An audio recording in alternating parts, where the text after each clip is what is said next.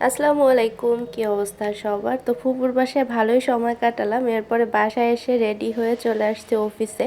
তো সকাল সকাল নাস্তা করিনি, তাই ভাবলাম ক্যান্টিনে গিয়ে দেখি কি আছে। দেখি সিঙ্গারা সমোসা ছিল, তো সমোসা আমার পছন্দ, তাই সমোসাটাই নিয়ে আসলাম। এত বেশি গরম, ভাবলাম বাইরে গিয়ে কিছু একটা খাই। দেখি বড় বড় বেশ তরমুজ পাকা, ভাবলাম যে একটা তরমুজ কিনে নিয়ে যাই। অফিসে যেহেতু ফ্রিজ আছে, তো ফ্রিজে রেখে খাওয়া যাবে। তো নিয়ে আসার পরে যে সানজিদা আপু, সে দায়িত্ব নিয়ে কেটে দিচ্ছে খুব সুন্দরভাবে। তো আমরা ভাবলাম বাটা ভরে ফ্রিজে রাখি, তারপর বের করে ঠান্ডা হলে খাওয়া যাবে। তো অফিস থেকে বের হয়ে বাসার উদ্দেশ্যে রওনা দিলাম। দেখি এখানে এত সুন্দর টমেটো, ভাবলাম নিয়ে নেই। 30 টাকা করে কেজি ছিল, ভালোই লাগলো। আর এখানে গ্রাম থেকে নিয়ে আসা তাজা শাক সবজি এবং ফল অনেক কিছুই পাওয়া যায়। তো এগুলো একদম ক্ষেতে থেকে তুলে নিয়ে আসা বেশ মজার সব শাক সবজি। তো এখান থেকে আমি বেশিরভাগ সময় কেনাকাটা করি।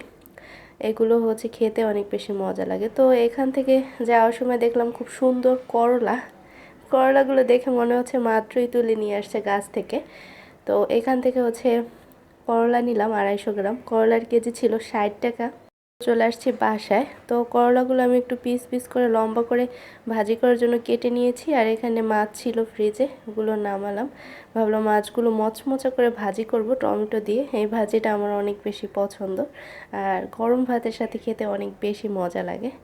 এই অবস্থা। Thanks for watching. আল্লাহ হাফেজ।